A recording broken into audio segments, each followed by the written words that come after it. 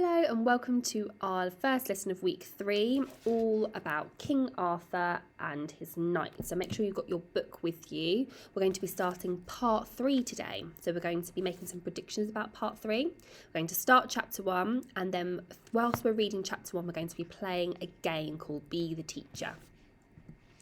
So first of all, let's have a think about what could happen in part 3. So don't open your book just yet. The title of part 3 is The Winning of the Queen. Now you might remember the title of part 2 was The Winning of the Sword, so you might use that to help you. What do you think the winning of the Queen could be about? What I'd like you to do is to have a think about what you think it could be about based on what you already know about the story. Pause the video, draw a thought bubble and write a sentence explaining what you think might happen in part 3, The Winning of the Queen. Pause the video now and press play when you've finished. Okay, so we're going to refer back to these and see whether we were correct at the end of the week. Before we start reading, let's just check we understand some of the vocabulary that we're going to be seeing in the book. So the first word we're going to be seeing is court. Now the court is a group of important people that joined the king or queen in the castle. So these are people that King Arthur would have chosen them to join him. So he would have made decisions with them, he would have had banquets with them and balls with them and things like that. So the court is the group of people.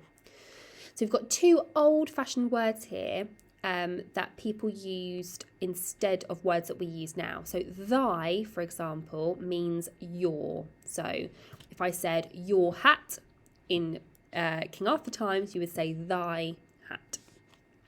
And thus is another word that means therefore. So thy means your, thus means therefore. Humble. Now, if you are humble or you act humbly, then you are acting as though someone else is more important than you. And finally, merchant. Now, a merchant is simply a salesperson. Let's see our characters that we're going to be meeting. So we've got King Leodegrance, who is the father of Lady Guinevere, and we'll see that they get themselves into a bit of trouble and need King Arthur's help. So King Leodegrance is Lady Guinevere's father, and we're going to be seeing Lady Guinevere a lot during this part.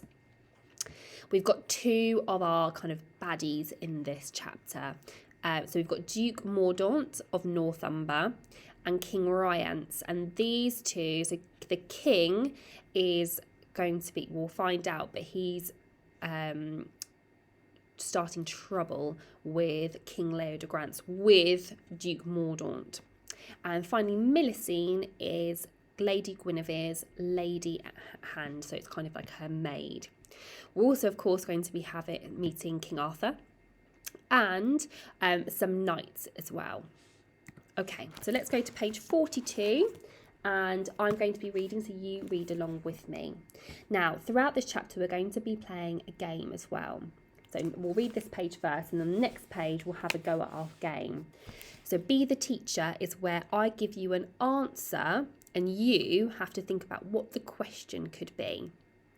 So let's read this, and then I'll give you the word for the next page. One day, while Arthur was hosting a huge feast with all of his great court around him, remember, court is a group of people with him in the castle, a messenger appeared from the West Country. "Lord," he cried breathlessly, "I come with a message from King Leodegrance of Cameliard. King Rience of North Wales is making terrible demands and threatening war. He needs your help." "What demands is Rience making?" King Arthur asked. "He wants land," the messenger explained. "He also wishes the Lady Guinevere, the king's daughter, to be given unto marriage unto Duke Mordaunt of Northumber."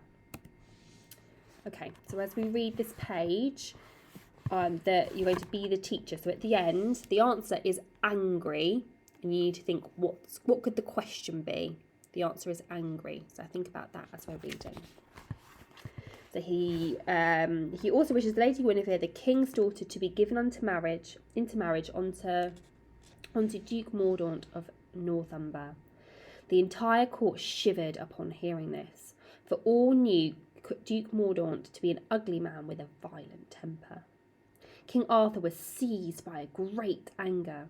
Remembering how Guinevere had come upon him like an angel while he lay wounded in the forest, he swore to help her and her father.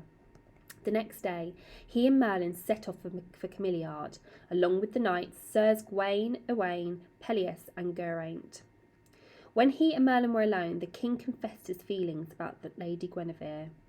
What feelings do you think he's confessing? I think it means that he loves her. Arthur asked Merlin to give him a disguise so that he might secretly watch her. He also wished to find out what danger the kingdom was in without being seen.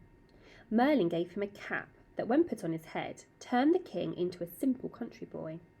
Wearing the cap, that simple country boy was quickly hired to be a gardener at Lady Guinevere's castle. Okay, so we've read page 43.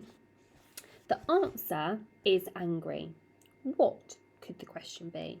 You might need to pause the video and go back through, reread the page, find where it's talking about angry, someone being angry, and you need to think about what the question could be. Pause this video now. Okay, so in the on page 43 it says King Arthur was seized by a great anger, and the reason he was seized by a great anger was because Guinevere had helped him, and he was very angry that Duke Mordaunt might force to marry Lady Guinevere. So the question could be, how did King Arthur react when he found out that Duke Mordaunt wanted to marry Lady Guinevere? You could have thought of something different. 43. The Lady Guinevere walked into the garden every day, but the only person she ever saw was the newly hired gardener boy working in the roses. So remember, who's that gardener boy with the cap? It's King Arthur, isn't it? After working so hard, Arthur needed to wash his face in the garden's fountain. The fountain was in a sheltered spot where Arthur thought he could not be seen. He was wrong. Watching him from a castle window was Melusine of the White Hand, one of Guinevere's attendants, so like Lady Guinevere's maid. She hadn't seen Arthur take off the cap, but she did see a handsome knight wearing a royal golden collar bathing. Melusine ran to the garden to investigate, but Arthur heard her approaching and quickly replaced his cap. When she asked the gardener boy about the knight she had seen at the fountain, Arthur respectfully replied that he had been alone there for the past hour. "You must have been dreaming," he said. Okay, page 45. So you're going to be the teacher again on this page. So the answer is going to be the last minute. Okay, so when I'm reading, when I talk about the last minute, what could the question be? Okay, so Guinevere said the same thing, and Melusine was beginning to think it had been a dream. But a few mornings later, she looked out the window and saw the handsome knight at the fountain again. She rushed to wake up Guinevere. Looking out the window with her own sleepy but not dreaming eyes, Guinevere saw the knight as well. Quickly dressing, she took Melusine with her and went down to the garden. This time, the ladies came more quietly. Arthur did not hear them until the last minute. Although he had had time to replace his magical cap, he realised too late that his golden collar still lay on the grass. When he said that no one but he had visited the fountain for an hour, Guinevere knew it was a lie. "Take that collar," she told him. "Give it back to the knight who dropped it, and tell him that it isn't polite for knights to hide themselves in ladies' gardens." Okay, page 45, be the teacher. So the answer was the last minute. You tell me, what could the question be? Remember, you might need to read back again, and you might have to use the information to think of your own question. Pause the video now and press play when you're ready. Okay, so it says, this time the ladies came more quietly and Arthur did not hear them until the last minute.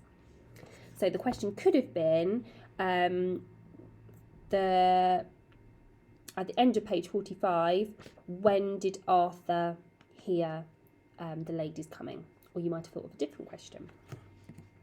Let's read page 46. So Lady Guinevere has just said that it's impolite for knights to be hiding in ladies' gardens. With that, she and Melusine went back into the castle. When Lady Guinevere reached her room, however, a thought came into her. She asked Melusine to go command the gardener boy to bring her a basket of roses. When the disguised Arthur entered bearing the roses, All of Guinevere's attendants gasped as he was so rudely still wearing his hat. I can't take off my cap, Arthur said, for I have an ugly spot on my head. Guinevere seemed to accept this explanation, but when Arthur bent down to deliver her roses, she reached out and snatched the cap off, revealing him in all of his golden glory.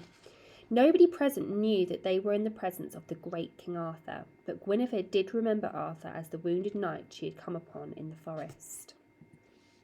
Okay, we're going to stop there and finish the chapter tomorrow. Well done today. I'll see you next time.